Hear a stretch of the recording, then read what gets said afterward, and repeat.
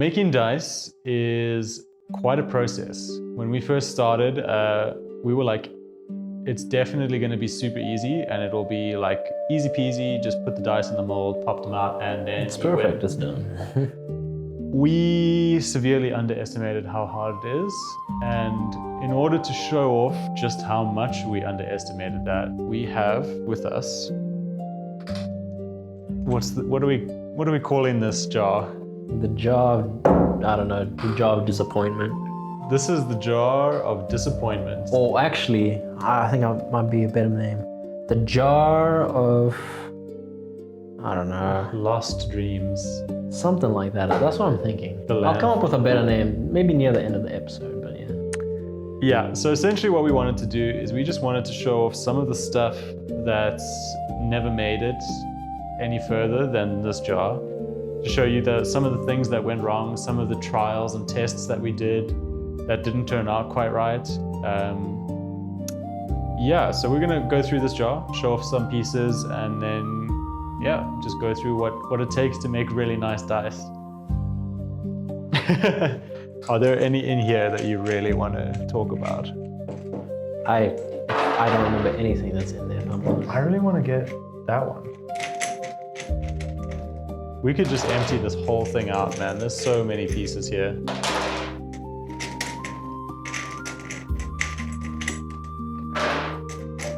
The jar of lost potential? Lost potential? That's rough, dude. I really want to get this one because it's a great one to start on. Oh, this one too. There's so much cool stuff in here, man. What the heck?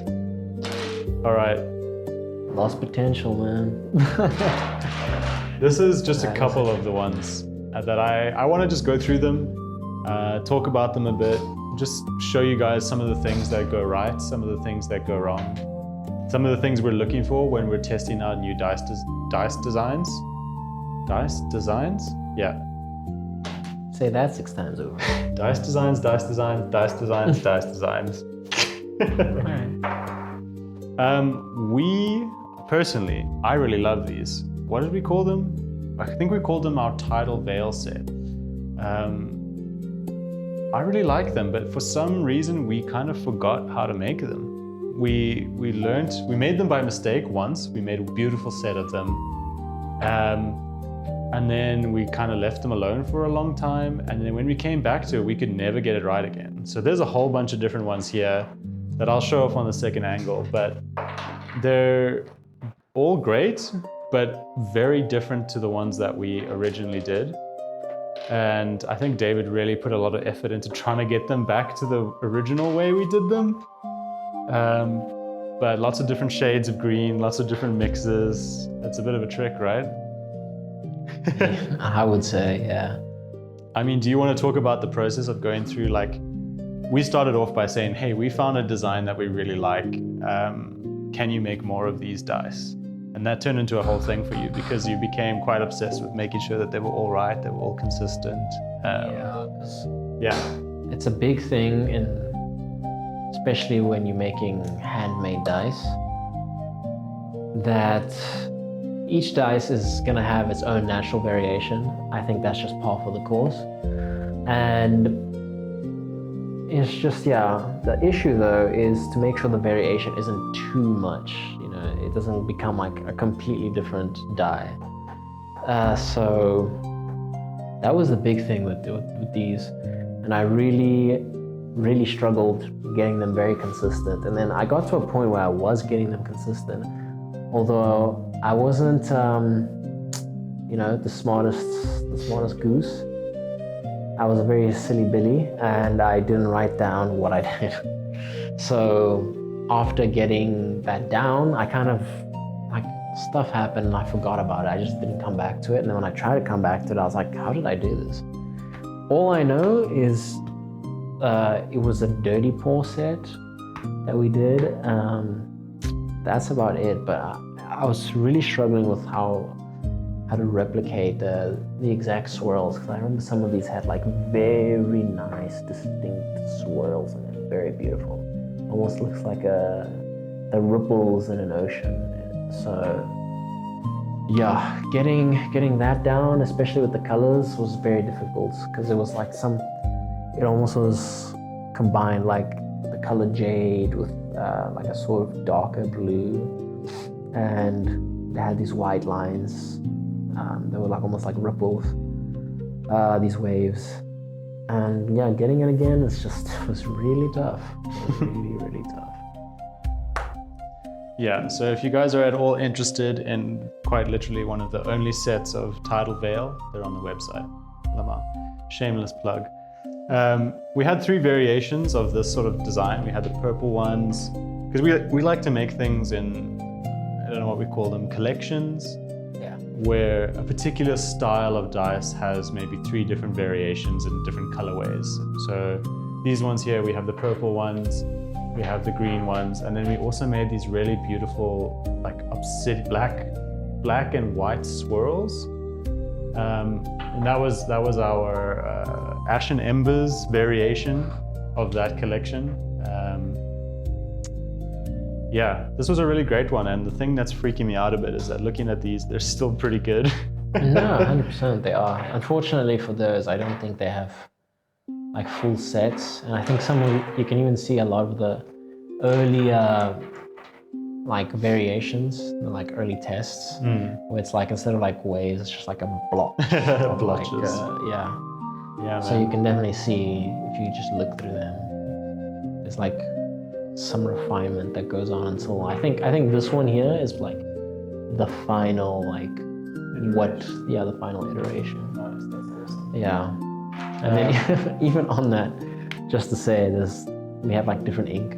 Yeah. I was just testing like what inking works on this, and like let's try on this number put like gold, and on this number we put like red or whatever, and then we're like, okay, this looks good, this doesn't, and yeah.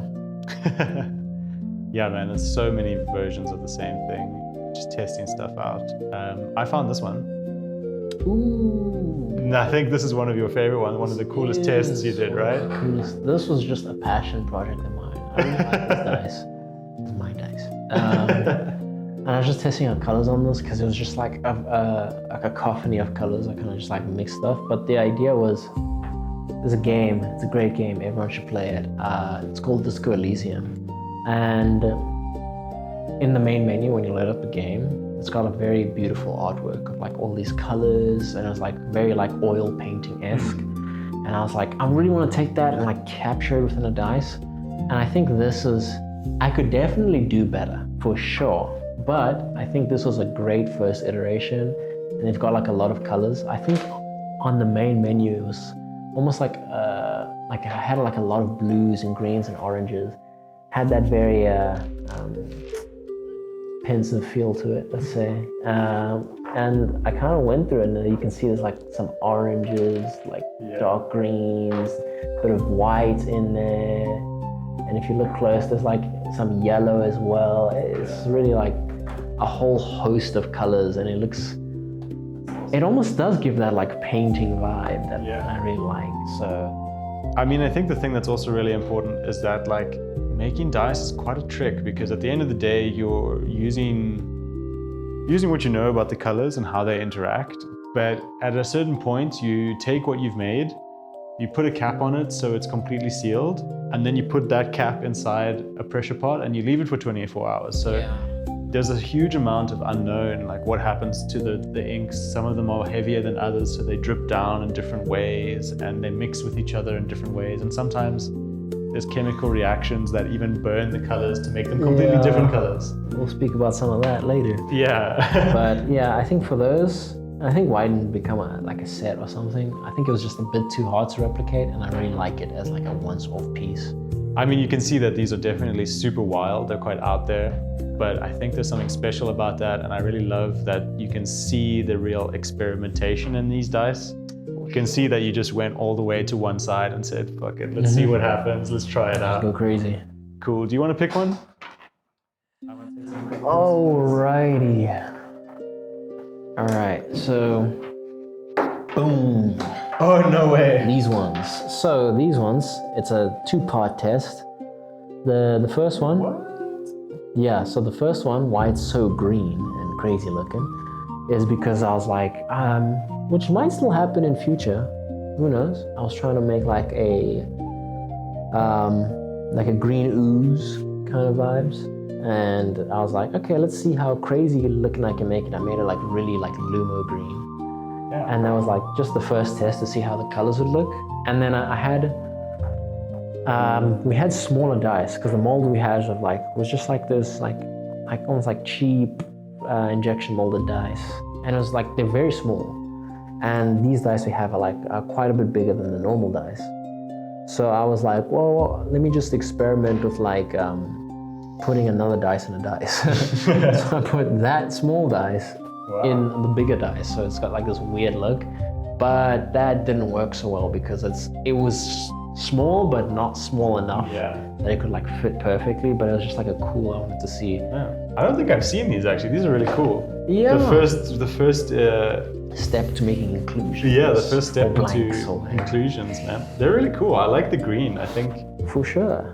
I mean, I was really going for that like, nuclear waste green ooze. I mean, I really like it. I think we should try another set like this. I think it's not a bad idea. Yeah, it would need some more thought into it, but for sure that it would be a very, very great design. I think. Nice. This is sick, man. I think this is bad for me because I'm just going to go through everything and be like, we should just resurrect these. We should just make them all again. Take them from the dead and bring them back. I think I want to talk about this D4. I know somewhere in this jar there is the rest of the set behind it. There they are. They're all there. But I really found this one super funny and actually like kind of sick. I'll do a close-up just now, but this D4 has sort of got like a black base that's got a bit of a drip to it. But at the very tip on the 4, there's like this really beautiful and kind of edgy little bit of red or copper mica powder. And I just think it's really funny on the D4 because these are so sharp. And if you stepped on one of these, you would end up bleeding. And yeah, man, these are so cool, dude. I really love these. They're really like subtle, but for some reason I really like the way that the angles catch. And yeah, that was a lot of character. This one was one of your machinations. It was? Yeah, you're like, what if we experiment with have one side be like a black base and then like a little, like a cloud almost of like this copper mica powder. And I was like, yeah, let's try it out. And then, this is kind of how it ended up. Interesting. I don't even remember that. I mean, I don't know how I feel about the black on one side, but I think it's really sick when you roll like a 1 and it's very definitely like you rolled a 1 because the whole face is blacked out compared to this beautiful like clear dice. But yeah, man, I think that's cool. Man, there's so many cool things here and there's just so much creativity that's gone into each one of these. Like this is a beautiful marble, like one of the variations of the early ones. Damn. If anyone has any ideas what we should do with all of these dice, please let us know. If you guys are keen to come and look through the pile, give us a shout. But yeah, we want to look through one more? Let's do it. The icy white. Oh. I think we could maybe do like one of the newer ones? Is this a Halloween one? Yeah. You want to talk about the variation of the Halloween dice? Yeah, so this one, we were trying to, when we were going through all the color testing, I think something that's still, we might not 100% have cracked yet, we're very close though, is getting red. Like red is such a hard color to work with. I think this one was also in that same boat, right? Yeah, red is a very, very difficult color, and especially on that color spectrum, like the reds, the pinks and the purples, because if you just use standard like normal alcohol ink, what happens is like they kind of like burn. Basically what happens is you put the alcohol ink and the pigment actually evaporates. So inside the mold. Yeah, evaporates inside of the mold, and then that means that you lose a lot of the like vibrant pigment, like that makes it look red or pink.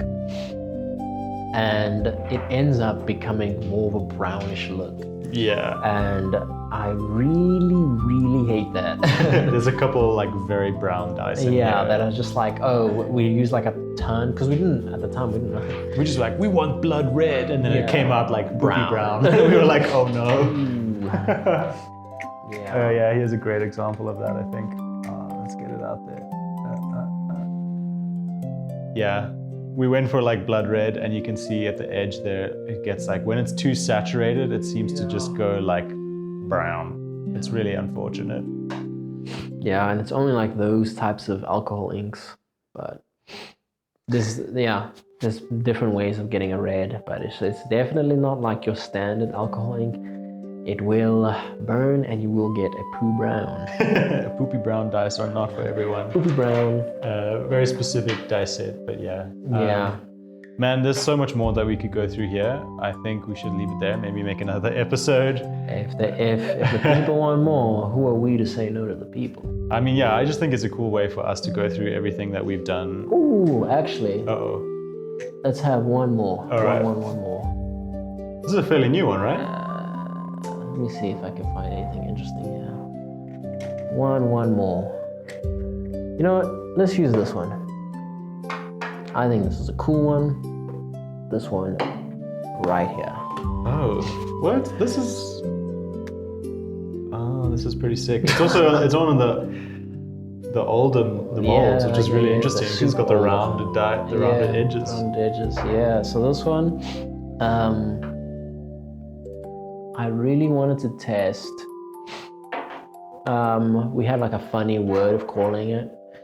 Because to me it looks like mushrooms, so I just call it mycelium action. Some mycelium Some mycelium action, and I forget the exact technique that it's called, but it's petri dish. You make it look like a petri dish, kind of like almost looks like bacteria spreading. And this was like one of our first experiments with it, and it really, really looked cool. And I kind of wanted to be like, because I was thinking of mycelium, and that's kind of like fungus, so I kind of wanted the color to be like almost like a swampy color, and I was like, it's like mycelium growing in a swamp. And it looks cool. It looks cool. I think it's great. Maybe we could make something more like this. Yeah, for sure. On it, but I think that was just like the first draft to see like, we got this cool idea. Let's see how it can come out. And yeah, it's okay. It's one of the older molds. Yeah. So I don't think we have a full set of it, but it does look cool nonetheless. It's definitely weighted though.